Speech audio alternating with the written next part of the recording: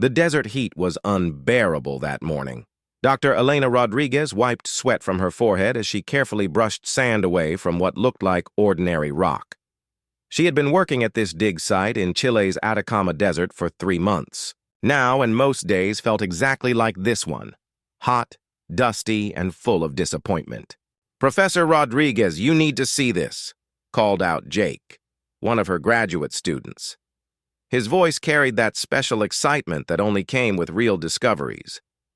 Elena walked over to where Jake was kneeling beside a strange formation in the ground. What she saw made her heart skip a beat. The rock wasn't rock at all. It was some kind of crystal, perfectly smooth and translucent, like nothing she had ever seen before. "This can't be natural," she whispered, running her fingers along the surface.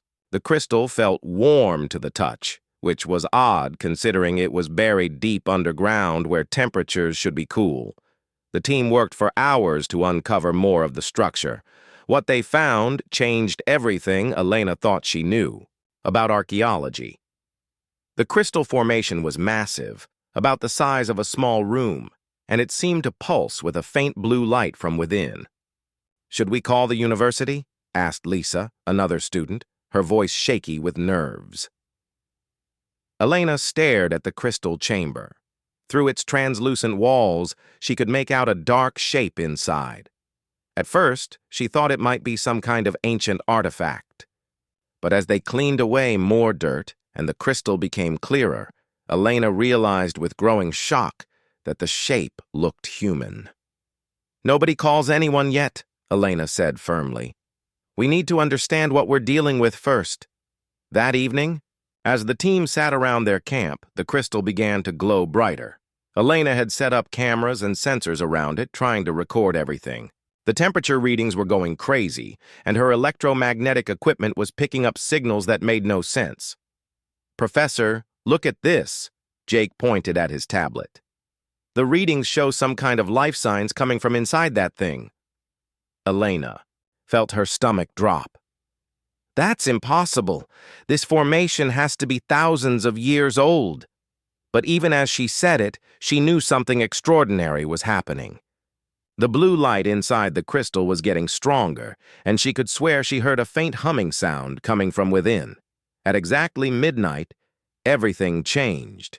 The crystal began to crack with loud popping sounds that echoed across the desert. Elena and her team backed away as bright light poured out from the growing fractures.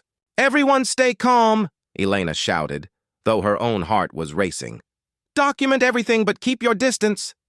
The crystal split open like a flower blooming, releasing a wave of cool, fresh air that smelled like rain. Impossible in this dry desert. Steam rose from the opening, and Elena could see movement inside. What emerged from that crystal chamber was something that would haunt Elena's dreams forever. The figure was clearly not human, but it wasn't the monster she might have, expected from science fiction movies. Instead, it was beautiful in a way that made Elena's breath catch. The being was tall and graceful, with skin that seemed to shimmer like starlight. Its features were similar to human features, but somehow more refined, more elegant. It wore what looked like armor, but the material seemed to flow like liquid metal across its body. The creature stumbled as it stepped out of the crystal chamber, clearly disoriented.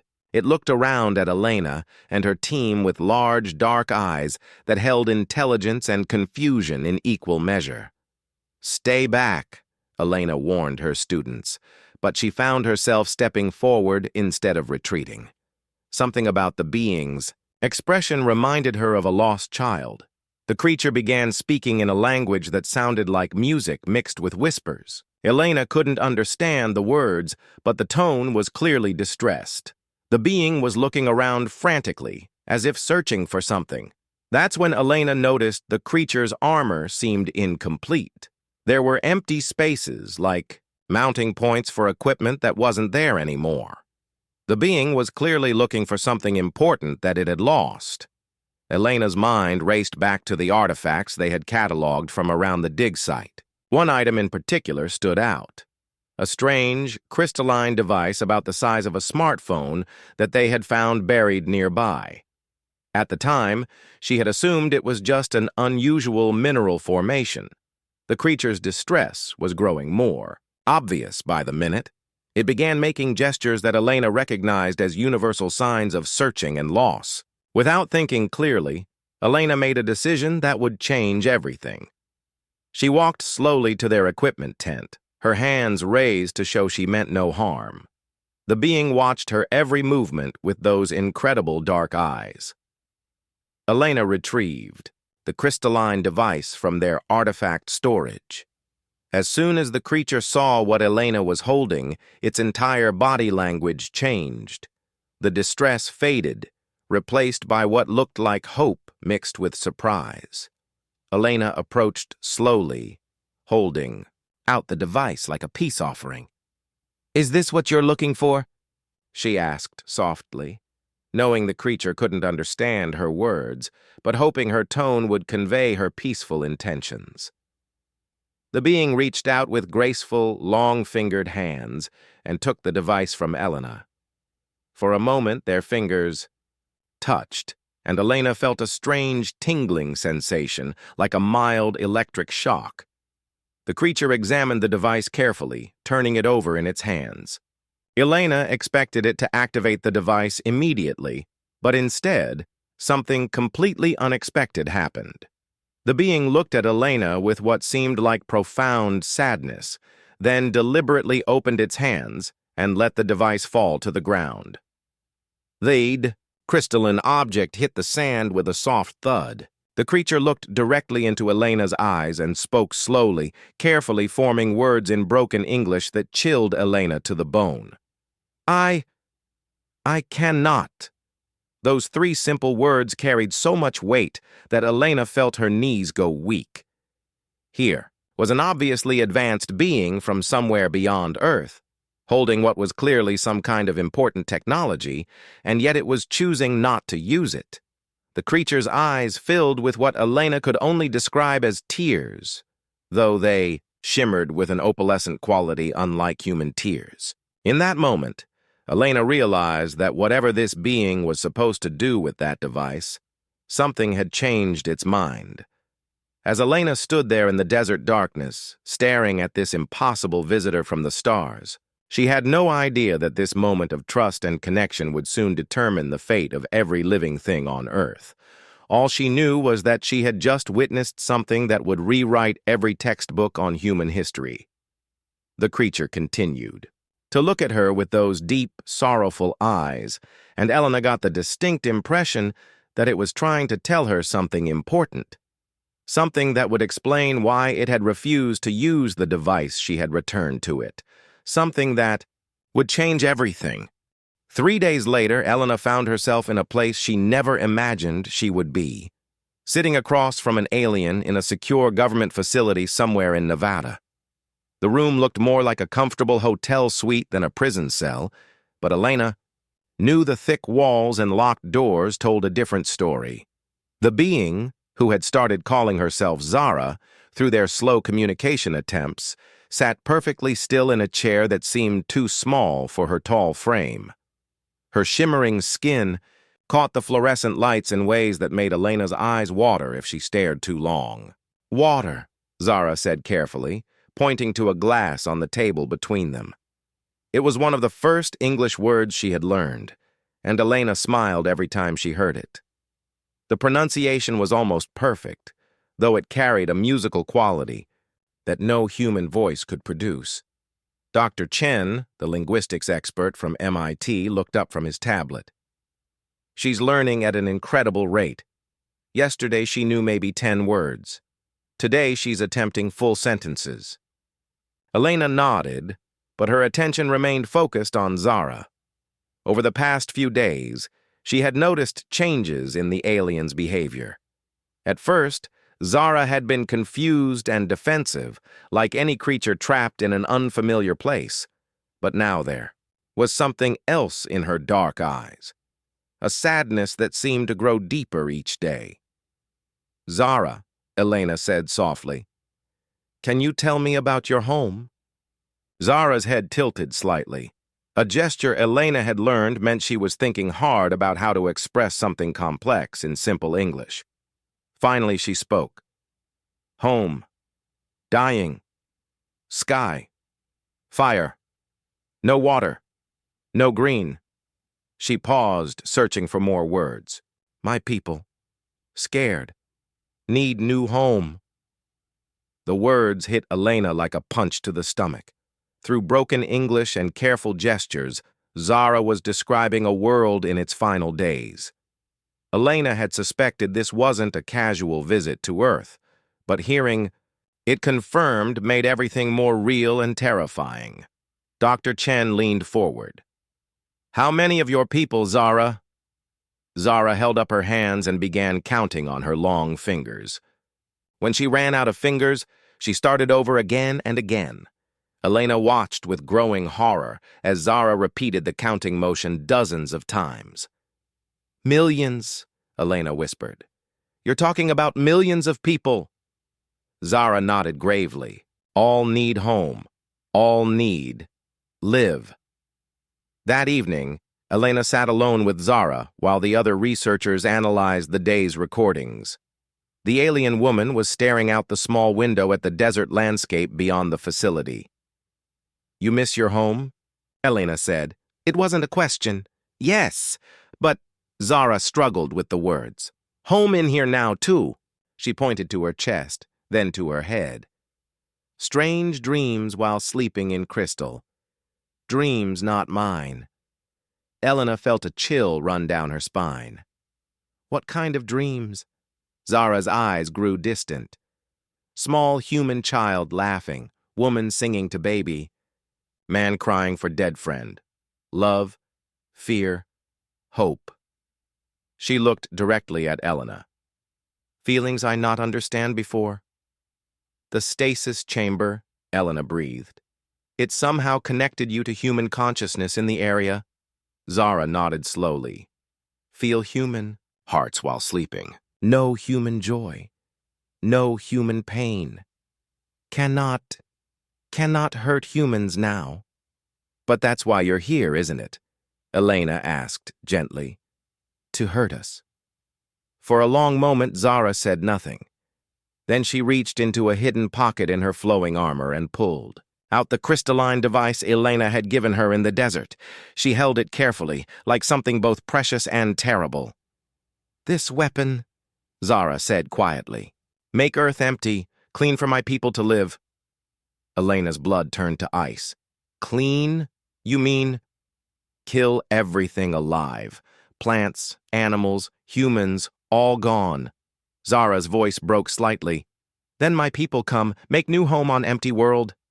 That's genocide, Elena whispered. Zara looked confused. Genocide? Killing an entire species. Killing all humans. Yes, Zara said simply. Was my job. Wake up, use weapon, send signal to my people. She held up the device and stared at it. But I cannot. Human dreams in my mind. Human love in my heart. Cannot kill what I now understand. Elena felt tears building in her eyes. Here was a being from another world, programmed to destroy humanity, but changed by experiencing human emotion and connection. It was beautiful and terrifying at the same time. What happens if you don't complete your mission? Elena asked. Zara's expression grew darker. Other scouts, other weapons. They wake up soon. She held up 3 fingers. 3 more like me. But they not dream human dreams. They not change. They will do job I cannot do. Where are they? Different places. Far from here. When I not send signal, they know something wrong. They come looking. Zara looked at Elena with desperate eyes. They find me. They complete mission. All humans die. Elena's mind raced. How long do we have? Days. Maybe weeks. They are smart. They will find way. That night, Elena couldn't sleep. She kept thinking about Zara's words and what they meant. Somewhere out there, 3 more alien beings were waking up with planet killing. weapons and no human dreams to stop them from using those weapons.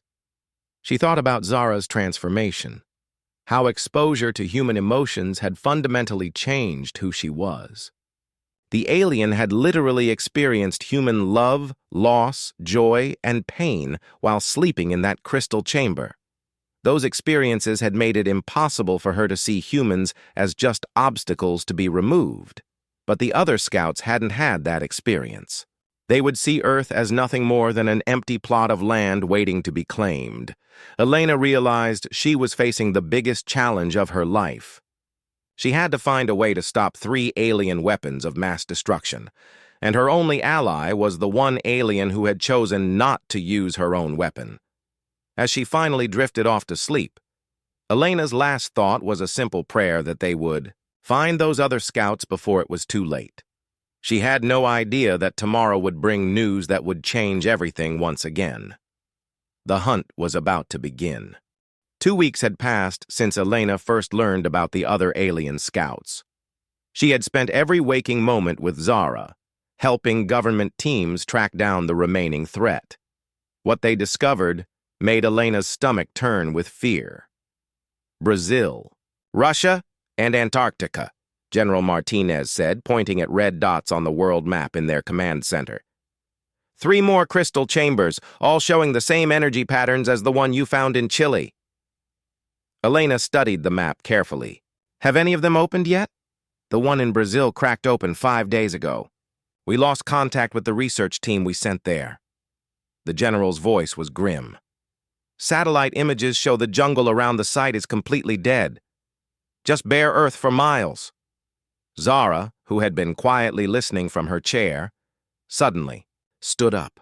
Her whole body had gone rigid with fear. "Vex," she whispered. "That is Vex's work. He likes to test weapons." "You know this scout?" Elena asked. "Yes. Vex was my training partner. He is—" Zara struggled with the English words. "He enjoys destruction, very loyal to mission, very dangerous." Elena felt her heart sink. If this Vex character was already awake and testing his weapon, they were running out of time fast. "We need to find him," Elena said firmly, "before he decides to test that weapon on something bigger than a jungle." The general shook his head. "Too dangerous. We should focus on evacuating major cities and preparing for the worst. Running away won't save 7 billion people," Elena shot back. "Zara knows these scouts. She knows their technology. She's our only chance." Zara stepped forward.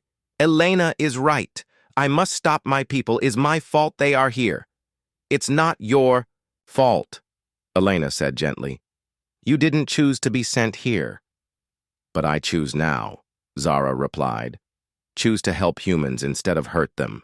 That afternoon, Elena found herself in a military helicopter flying toward the Amazon rainforest with Zara beside her. The alien warrior had changed from her flowing armor into human clothes, though she still looked otherworldly even in jeans and a t-shirt. "Tell me about Vex," Elena said over the helicopter noise. "What should we expect?" Zara's expression darkened. "Vex believes in survival above all else. He thinks mercy is weakness. If he knows I am changed, he will try to correct me." "Correct. You? Kill me. Then complete both our missions." Elena felt a chill that had nothing to do with the helicopter's air conditioning. She was flying into the Amazon to face an alien warrior who had already proven he was willing to use his planet-killing weapon. As they flew over the dead zone in Brazil, Elena gasped at what she saw below. What had once been lush green rainforest was now nothing but gray dirt and dead trees. The destruction stretched for miles in every direction. "He's getting stronger," Zara said quietly. "Learning to control the weapon better." They landed at a military base on the edge of the dead zone. Colonel Phillips, the base commander, met them at the landing pad. The energy readings stopped moving. "An hour ago," he reported. "We think the target has found a permanent location." "Where?" Elena asked. "Old mining facility about 20 miles north. It's been abandoned for years. Perfect place to hide." As they prepared for the mission, Elena, strapped on body armor that felt heavy and uncomfortable. She wasn't a soldier, but she wasn't going to let Zara face this alone. "You should stay here," Zara said, noticing Elena's preparations. "Vex will kill you without thinking." "Then you'll have to protect me," Elena replied. "Because I'm not letting you do this alone." Zara smiled, the first real smile Elena had seen from her. "Humans very stubborn. That's one of our better qualities. The journey through the dead jungle was like walking through a nightmare. Everything was gray and lifeless.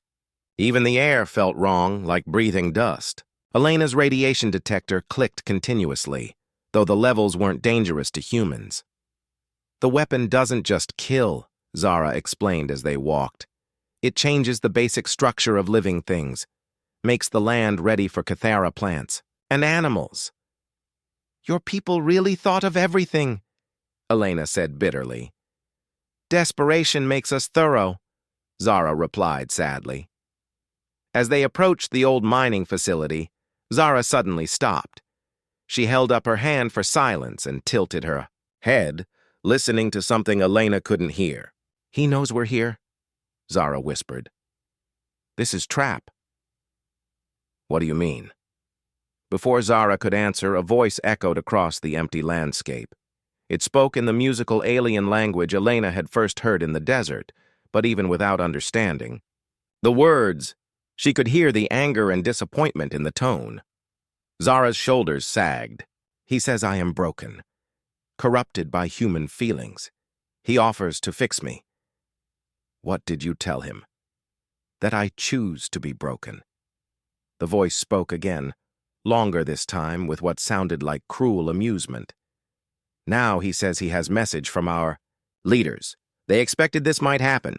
One scout becoming emotional about the target species." Zara's voice was barely a whisper. "They sent backup plan." "What kind of backup plan?" "The other two scouts are not just here to activate their weapons. They are here to watch me. If I fail or refuse, they will activate all three weapons at same time." Zara turned to Elena with terror in her dark eyes. "Vex says they are already in position. Russia and Antarctica sites are active." Elena felt the world spinning around her. All three weapons at once? Would destroy everything. Not just humans. Every living thing on Earth. Complete sterilization. The voice called out again, and this time Elena could hear footsteps approaching through the dead trees. "He's coming," Zara said. "He wants to talk face to face before he kills us." Elena's mind raced. They had walked into exactly the trap Vex had wanted. He had used his weapon to create a dead zone, forcing them to come to him. Now he had them exactly where he wanted them, and somewhere in Russia and Antarctica, two more alien weapons were ready to turn Earth into a lifeless rock. As a tall figure emerged from the gray shadows of the dead forest, Elena realized this was no longer about stopping one alien scout. This was about preventing the complete extinction of every living thing on their planet. And they were about to face their most dangerous enemy yet. Vex stepped out from behind the dead trees like a nightmare come to life. He was taller than Zara, with the same shimmering skin, but where Zara's eyes held warmth and sadness, his were cold as winter stars. His armor was darker than Zara's, almost black, and it seemed to absorb light rather than reflect it. "Sister," he said in perfect English, his voice smooth and dangerous. "You look different, smaller somehow." Elena felt her heart pounding as she watched the two aliens face each other. Even though they were the same species, the difference between them was like comparing a gentle rain to a hurricane. "I am not smaller," Zara replied carefully. "I am, simply more than I was before." Vex laughed, a sound that made Elena's skin crawl. "Yes, I can see that. You have been infected with their emotions, their weakness." His dark eyes shifted to Elena. "And this must be your pet human." "She is my friend," Zara said firmly. "Friend?" Vex spat the word like it tasted bad. We do not have friends, Zara. We have mission. We have duty. We have survival. Elena found her voice despite her fear. And what about mercy? What about choosing to do the right thing? Vex studied her like she was an interesting insect. The right thing? The right thing is ensuring our people live. Your species is in the way of that survival. There has to be another way, Elena said. Planets to share, solutions that don't require genocide. Genocide, Vex repeated thoughtfully. Such an ugly word for such a necessary action, he began, walking in a slow circle around them. But you misunderstand the situation completely. What do you mean? Zara asked. Vex smiled, and it was the most terrifying expression Elena had ever seen. Our leaders expected this might happen, one scout becoming emotionally compromised. They planned for it. Elena felt ice form in her stomach. Planned how? You were never just scouts, sister, Vex said to Zara. You were a test. Our leaders wanted to know if exposure to human consciousness could corrupt a Kithara warrior. Could human emotions spread like a disease to our people? Zara's face went pale. That's not possible. Oh, but it is. Every moment of your touching friendship with this human has been recorded and transmitted back to our fleet. Every laugh, every tear, every moment of connection, all of it studied by our military scientists. Elena's legs felt weak. You've been watching us? The weapons are not just planet killers, dear human. They are also the most sophisticated recording and transmission devices ever created. Every second since Zara awakened has been broadcast to our leaders. Why? Zara whispered. To answer a simple question. Are humans a threat to Kithara mental stability? Can human emotions infect us and make us weak? Vex's smile grew wider. And thanks to you, sister, we now know the answer is yes. Elena realized with growing horror what this meant. That's why you're destroying everything. Not just to clear the planet, but because you think we're some kind of psychological weapon. Very good, Vex said approvingly. Humans are not just taking up space our people need. You are a species that can corrupt our very nature with your emotions and connections. You make us weak. You make us doubt. You make us choose mercy over survival. That's not weakness, Elena said desperately. That's growth. That's becoming better than you were. To you, perhaps. To us, it is a disease that threatens our species' very existence. Zara stepped forward. Vex, please. I have felt what they feel. I have experienced their joy, their love, their hope. It doesn't make us weak. It makes us complete. It makes you broken, Vex replied coldly. But I have good news. Our leaders have given me authorization to offer the humans a choice. What choice? Elena asked, though she dreaded the answer. Vex pulled out his own crystalline weapon, larger and more complex than Zara's. I will delay the activation of all 3 planet killers for exactly 24 hours. In that time, you, Elena Rodriguez, must prove that human bonds are ultimately selfish and conditional. What do you mean? Kill Zara yourself. Prove that, when faced with extinction, humans will sacrifice anyone to save themselves. Do this, and our leaders will be convinced that humans are not a psychological threat, just another selfish species like any other. We will keep you alive as a labor force rather than sterilizing the planet completely. Elena's blood turned to ice. You want me to murder my friend to prove that humans are selfish? I want you to prove that this infection of emotion and connection you have given her is meaningless when survival is at stake. Kill her, and 7 billion humans live as slaves. Refuse, and every living thing on Earth dies in 24 hours. Zara closed her eyes and lowered her head. Elena, you must do it. No, Elena said immediately. Absolutely not. You have to, Zara insisted. 7 billion lives against 1. The mathematics is simple. The mathematics doesn't matter, Elena shot back. I won't kill my friend no matter what the consequences. Vex watched this exchange with fascination. How interesting. Even when faced with the extinction of her entire species, the human refuses to sacrifice one individual. This emotional infection is stronger than we thought. He tossed his weapon to the ground at Elena's feet. The weapon is simple to use. Point and press the activation stud. One quick moment of betrayal and your species survives. Refuse and watch your world burn. Elena stared down at the crystalline device. It looked so innocent, so small. But she knew it held the power to kill Zara instantly. Pick it up, Vex commanded. Against her better judgment, Elena reached down and lifted the weapon. It felt warm, in her hands, almost alive. She could feel power humming through it, waiting to be released. Now point it at your friend, Vex said softly. Elena's hands shook as she raised the weapon. Zara stood perfectly still, her eyes closed, waiting for the end. She has given you everything, Vex continued. Her loyalty, her friendship, her protection. And now you must give her death in return. This is the true nature of human connection. Conditional love that ends when survival is threatened.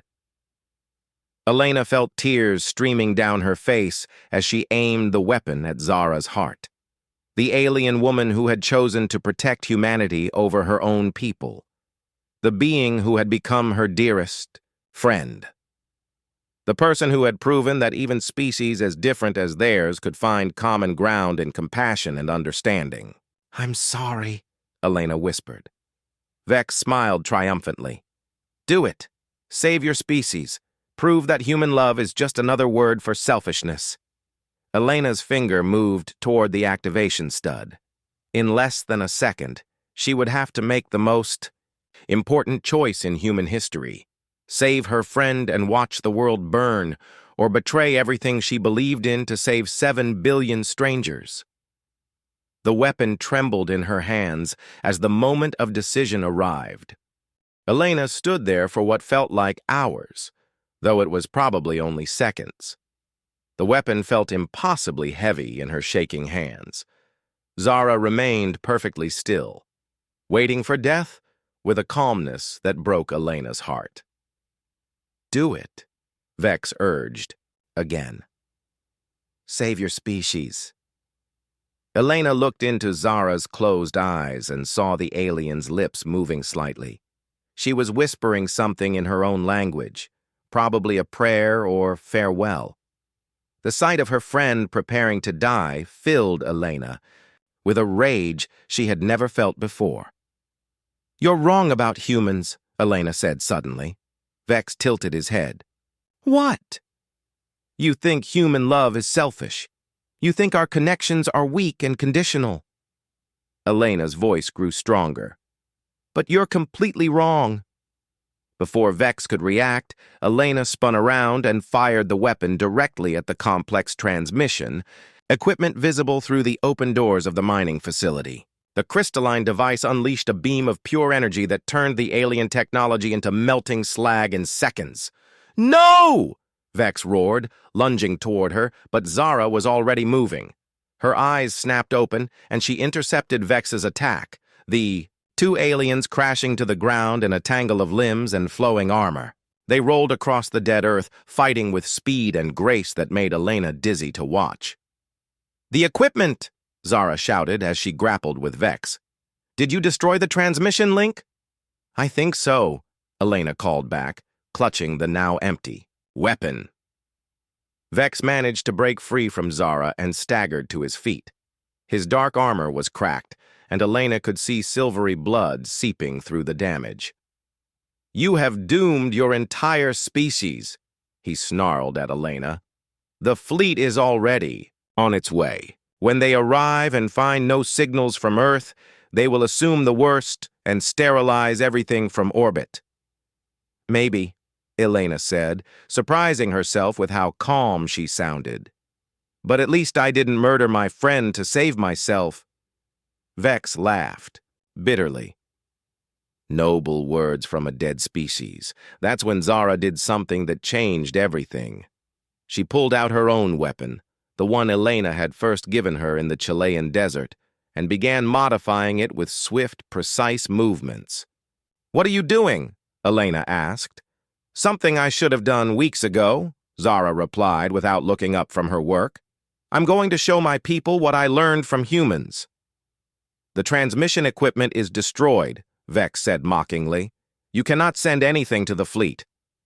"Not to the fleet," Zara said quietly. "To the scouts in Russia and Antarctica. Their weapons are still connected to the network." Elena watched in fascination as Zara's fingers flew over the crystalline device, reconfiguring its internal structure. "What kind of message are you sending?" "Not a message, an experience." Zara's eyes met Elena's. "Everything I felt while connected to human consciousness during my stasis. Every dream, every emotion, every moment of connection and love and hope that changed who I am." Vex's expression shifted from mockery to horror. "You cannot. The contamination will spread." "That's exactly what I'm hoping for," Zara said. She finished her modifications and held up the transformed weapon. Instead of the deadly device it had been, it now pulsed with warm, gentle light. "Elena, I need you to touch the weapon while I activate it." "Why?" "Because the transmission needs to carry not just my experiences, but yours too. Human emotions, from a human source. Our people need to feel what you felt when you chose friendship over survival." Elena reached out and placed her hand on the warm crystal. The moment she made contact, she felt a rush of sensations that weren't her own. She experienced Zara's memories of the first time she had felt human love through the stasis dreams. She felt the aliens' confusion and wonder at emotions she had never experienced before. But more than that, Elena felt her own emotions amplified and reflected back through Zara's consciousness. Her love for her friend, her determination to protect, the innocent, her belief that cooperation was stronger than conflict, all of it flowed through the modified weapon. "Now," Zara whispered, and activated the device. The weapon didn't fire a destructive beam this time. Instead, it sent out a pulse of pure emotional energy that Elena could somehow sense traveling across the world toward the other two alien sites. In that pulse was everything that had made Zara choose mercy over mission, and everything that had made Elena choose friendship over species survival. Vex fell to his knees as the transmission hit him too. His cold expression cracked, and for the first time, Elena saw confusion and pain in his dark eyes. What is this feeling?" he whispered. "Compassion," Elena said gently. "It's what happens when you truly understand someone else's heart." 6 months later, Elena stood on the observation deck of the newly built First Contact Center in Geneva, watching as human and Kythera engineers worked side by side on a massive project. The aliens had arrived not as conquerors, but as refugees, seeking help and offering cooperation. The transmission Zara had sent had spread through the Kythera fleet like wildfire. Experiencing human emotions secondhand had fundamentally changed how the aliens saw both themselves and humanity. Many had chosen to approach Earth as partners rather than conquerors. "You're thinking very loudly," Zara said, joining Elena at the window. Her friend now wore human clothes most of the time, though she still moved with that otherworldly grace. "Just thinking about how different things could have been," Elena replied. "If you had activated that first weapon in the desert, if I had chosen to, but you didn't. That's what matters." Elena watched as a group of human children played with young Kythera in the garden below. The alien children looked just like smaller versions of their parents, all grace and shimmering skin. "What about Vex? Is he adjusting?" Zara nodded toward another part of the complex. "He works in the agricultural division now. Turns out he has a talent for growing things instead of destroying them. The emotional transmission affected him deeply." "And your home world?" The terraforming ships arrived last month. With human technology and Kythera science working together, we think we can restore our planet's atmosphere. It will take decades, but it's possible now. Elena smiled. So both species get to survive. More than survive, we get to grow, together. They stood in comfortable silence for a while, watching the impossible sight of two species learning to share the same world. Finally, Elena spoke up. You know what the strangest part is? What? That weapon you dropped in the desert. The one you said you couldn't use. I spent so long thinking it was some kind of advanced alien technology. But the real weapon was something much simpler. What do you mean? Elena turned to look at her friend. Trust. The weapon you gave me that first night was trust itself. Trust that I would make the right choice. Trust that humans could change. Trust that there was another way. Zara smiled, the same warm expression that had convinced Elena weeks ago that not all aliens were enemies. Perhaps trust is the most powerful weapon any species can possess. As the sun set over the mountains surrounding Geneva, Elena realized that the story that began with a mysterious discovery in the Chilean desert had become something beautiful. Two species, both facing extinction in their own ways, had found salvation not through conquest or destruction, but through the simple act of choosing to trust each other. The weapon had been returned, but instead of bringing death, it had brought hope. And that, Elena thought, was the most unthinkable outcome of all.